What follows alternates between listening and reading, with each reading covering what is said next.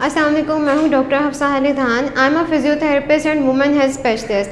क्या normal routine में आप तेज़ाबियत का शिकार होते हैं या प्रेगनेंसी में ख़वातीन जो है तेज़ाबियत का शिकार होती हैं? इसकी क्या वजूहात हो सकती हैं, इसकी क्या क्या अलामात होती हैं और इसको किस तरह से ट्रीट किया जा सकता है, आइए जानते हैं इस वीडियो में।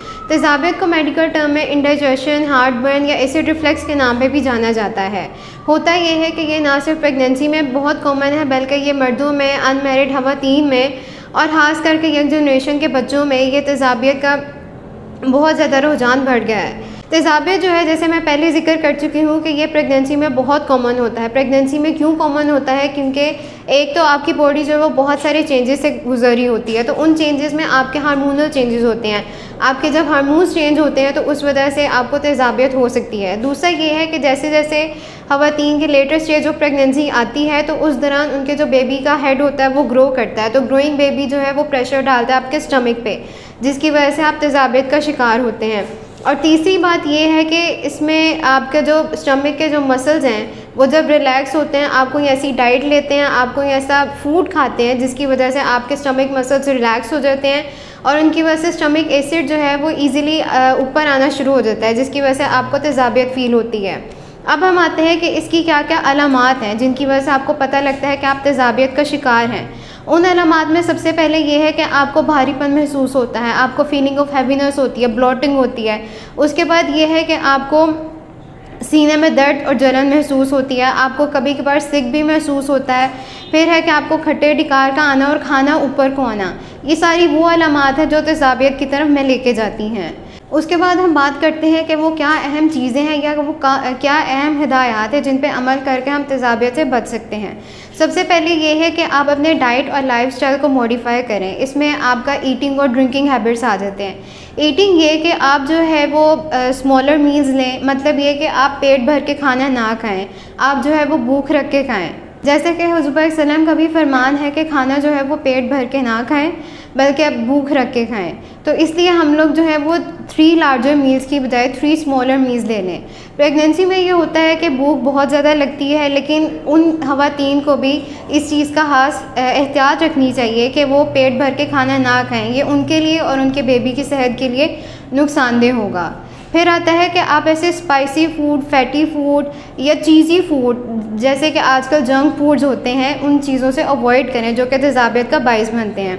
आपके ड्रिंकिंग हैबिट्स में आपका सबसे पहले कैफ़ीन आ जाता है। आप कैफ़ीन अवॉइड करें, अल्कोहल अवॉइड करें और ऐसे मशरूबात अवॉइड करें जो तेज़ाबियत का शिकार बनते हैं। इसके बाद बारी आती है स्मोकिंग की।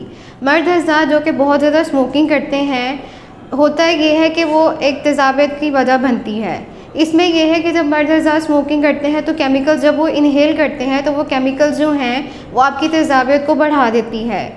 जब आप केमिकल्स इनहेल करते हैं तो वो केमिकल्स अंदर जाके आपके जिस्म में आपके जो स्टमक मसल्स हैं उनको रिलैक्स करते हैं। तो जब स्टमक मसल्स रिलैक्स होते हैं तो आपका जो स्टमक एसिड है वो जल्दी बैकअप कर जाता है, यानी वो इजीली ऊपर आ जाता है। तो इस सारे प्रोसेस को एसिड रिफ्लेक्स कहते हैं और ये जो है बड़ी वजह है आपकी तेज़ाबियत की। जो स्मोकिंग है वो ना सिर्फ मर्दों के लिए हार्मफुल है बल्कि औरतों के उससे ज़्यादा हार्मफुल है और ये प्रेगनेंसी में औरतों और उनके बेबी के लिए बहुत ज़्यादा नुकसानदेह साबित हो सकती है। इसमें जो आपका बेबी का लो बेबी बर्थ वेट हो सकता है, बेबी प्रीमेच्योर हो सकता है या फिर उनको सिट्स भी हो सकता है। सिट सिंड्रोम यानी सडन इन्फेक्ट डेथ सिंड्रोम हो सकता है, जिसको हम कोट डिजीज़ भी कहते हैं। तो बेहतर है कि आप स्मोकिंग अवॉइड करें। स्मोकिंग इसलिए भी नुकसानदेह है क्योंकि वो उनकी आगे मैरिड लाइफ में भी उनको बहुत सारे कॉम्प्लिकेशंस का शिकार कर सकती है। ये ना सिर्फ तेज़ाबियत का बाइस बनती है बल्कि ये और भी आपके शादीशुदा ज़िंदगी में और आपके बच्चे की पैदाइश से लेकर ये बहुत ज़्यादा इश्यूज़ और कॉम्प्लिकेशंस कर सकती है। तो आप स्मोकिंग अवॉइड करें। फिर आता है कि आपके सिटिंग पोस्चर बेसिकली ये है कि कीपिंग अपराइट। आपने खाना खाने के बाद अपने आप को बिल्कुल सीधा बैठना है, आपने अपने सर को और कमर को बिल्कुल स्ट्रेट रखना है। बाज़ हज़रात ये करते हैं कि खाना खाने के बाद वो लेट जाते हैं। अगर वो लेटे ना और थोड़ी सी चहलकदमी कर लें तो उससे ना सिर्फ आपका खाना हज़म होगा बल्कि तेज़ाबियत का शिकार भी नहीं होंगे। उसके बाद है कि आप जो है अगर सोने से पहले अपने सर को और अपनी बॉडी को बिल्कुल स्ट्रेट रखेंगे और थोड़ी चहलकदमी करेंगे तो रात को सोते हुए आपका खाना ऊपर को नहीं आएगा, जो कि तेज़ाबियत की बड़ी वजह होती है। फिर आता है कि आप, जैसे मैं पहले ज़िक्र कर चुकी हूँ, कि इस तरह की खुराक ना लें, इस तरह के मशरूबात ना लें, या इस तरह की कोई भी ड्रिंक्स या कोई भी ऐसी चीज़ ना लें जो कि आपको तेज़ाबियत का बाइस बने। आप अपनी डाइट कंट्रोल रखें, आप हेल्दी डाइट लें, आप लाइफस्टाइल मॉडिफिकेशन चेंज करें। लाइफस्टाइल मॉडिफिकेशन में ये आता है कि जो लोग खाना खा के बैठे रहते हैं उनके लिए तेज़ाबियत बहुत बड़ा मसला क्रिएट कर देती है।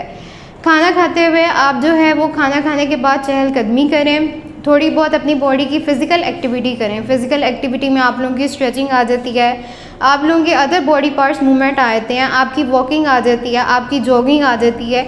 ये सारी चीज़ें जो हैं ये ना सिर्फ तेज़ाबियत को ओवरकम करती हैं बल्कि आपके साथ और इश्यूज़ को भी कम कर देती हैं।